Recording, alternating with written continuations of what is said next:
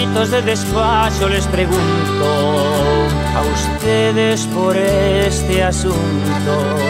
Señoritos de despacho, les escucho a ustedes que saben mucho. Porque el empeño incesante, solo el lobo es importante, lo demás puede perder.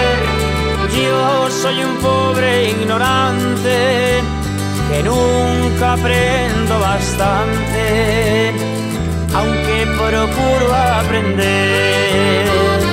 Y desde niño aprendí que los campos cultivados con el sudor de la frente es el más digno legado que nos dejó aquella gente. El ganado y los rebaños gestionaron nuestros montes a lo largo de los años sin temor a un horizonte.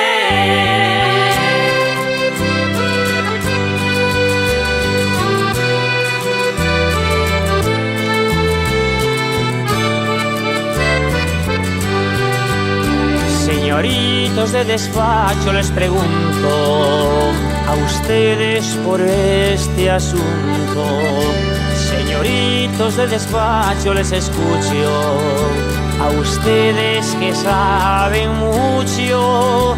Porque el empeño incesante en llevarse por delante lo que nos da de comer.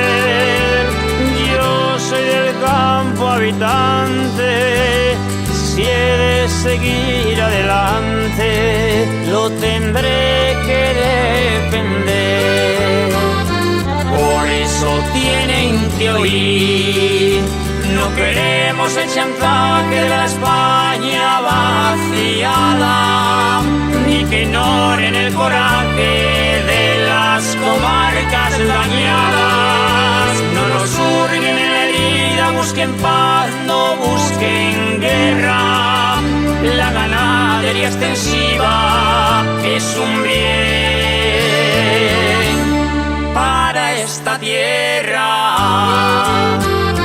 Y desde niño aprendí que los campos cultivados con el sudor de la frente es el más digno legado que nos dejó aquella gente.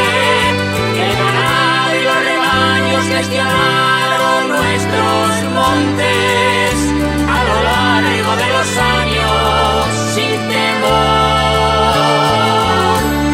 a un horizonte.